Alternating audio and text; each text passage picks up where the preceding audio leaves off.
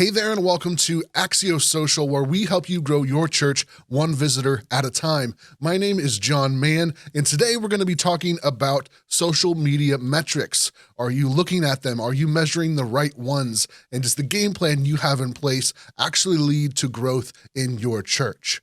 On average, Americans spend about 2.5 hours a day on social media. I can't even wrap my head around that number. That is so much time spent on social media. So what are you viewing on social media? What are you used to seeing? We're surrounded by TikTok influencers and YouTube megastars with millions of followers and subscribers on all of their accounts. So it's really, really easy to fall into the temptation to really want to grow your social media accounts for your churches to these gargantuan numbers. We see this all the time, 10,000 followers, 1 million followers. There are some really big social media accounts out there, but is that the right goal for the church? I want you to ask yourself a question. How many churches do you follow on social media? Now, if you're watching this video, there's a pretty good chance that you're a pastor, a church staff member, or a volunteer that kind of helps in this area at your church. So it's pretty likely that you are going to follow multiple churches. Call it professional curiosity. You might be looking for inspiration.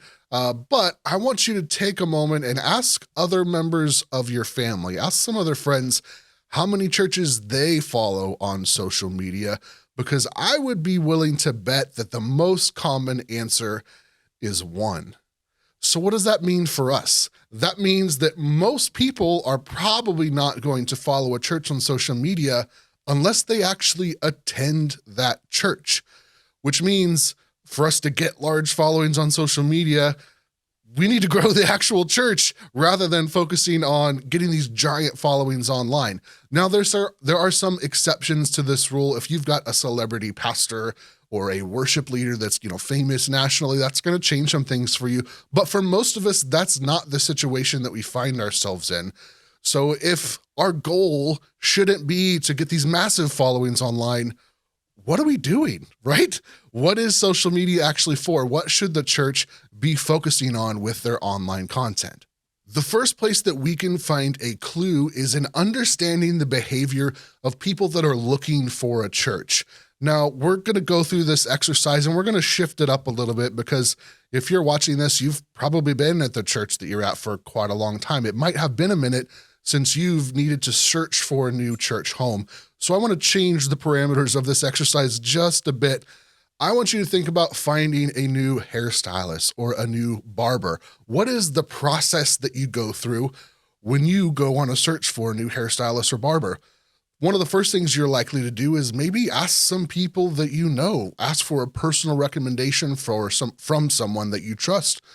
After that, you're likely going to end up on Google, right? You're going to search for it online because you're going to need to find something that's either close to your home, close to your work. At that point, you're going to be checking out maybe their 5-star reviews. What did people say about the services this person has to provide? You might go to their website, and there's a pretty decent chance you're going to end up on their social media accounts. That exact same process is what people go through when they're looking for a church, which means we, working in the church, need to be aware of that and need to have strategies in place, not necessarily to take advantage of that process, but to make it easy for people to find our churches. We have to be findable. That needs to be a high priority in the content that we're creating and the way that we set up our Google business profiles, our church websites, and especially our social media accounts. People that are looking for a new church are going to check out your social media before they decide to come and check out a service. So what does that mean we have to do? That means that we need to be answering the questions that a new visitor would have before attending a service for the very first time. For a lot of churches, the content on our social media accounts is really geared more towards people that already attend the church rather than new visitors. It looks like clips from sermons from last weekend. It might be promoting small group signups or events that are coming up or Bible verses that are tied to the new series that we're about to start in a week or two. And that's all great, but that's not answering the questions that a new visitor would have before they decide to actually check your church out for the very first time. Those questions are really basic, like where is the church located? What time is service? What should I wear? What kind of music do you have? Is there services for my kids there? Are these people going to accept me for who I am when I come and visit this church?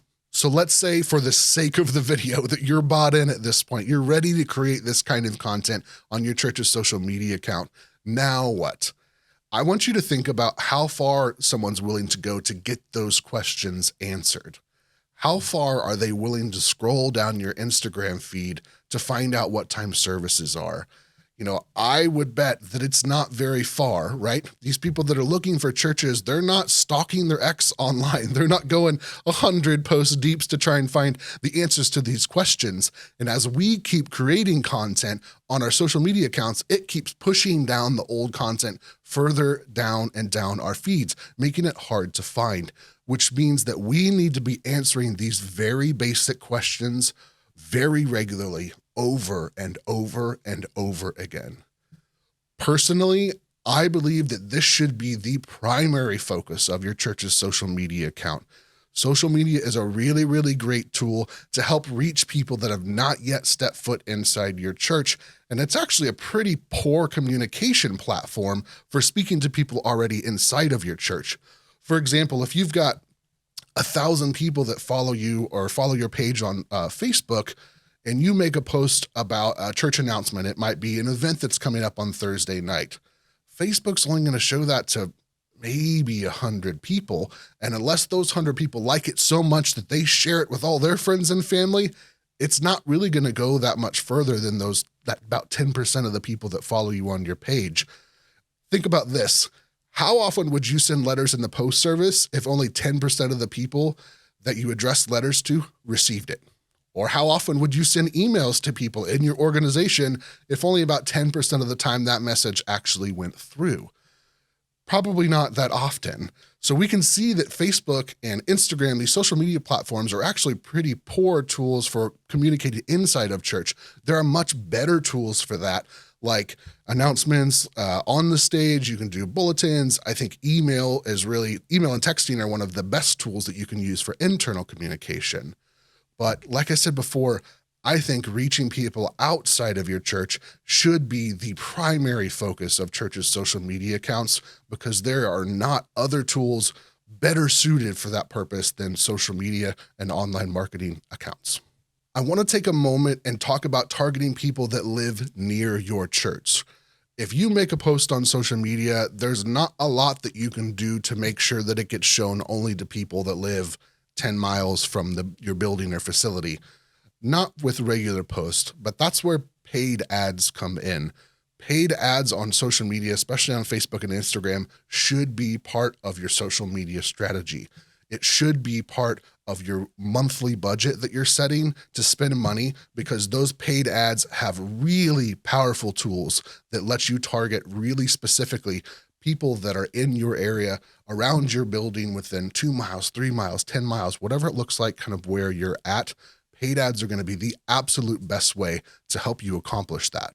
If this fires you up and you are ready to reach people physically around your church and get them in your church doors for the very first time, but you just don't have time, that's why I started this company. That's why I started Axio Social. We are here to help you with that exact problem. If you would like help getting these accounts set up, getting these strategies set up, and even maintaining them for the long haul, we can help you with that. You can find my contact information and links to our website in the description below. That's something I'd be happy to help you out with.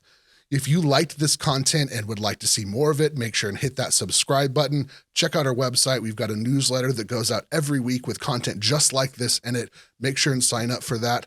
But I hope that this inspired you. I hope that this challenged you a little bit to break out of your normal habits, break outside the four walls of your church, and reach the people in your community. I hope that you enjoyed this video, and I hope that you'll see you for the next one.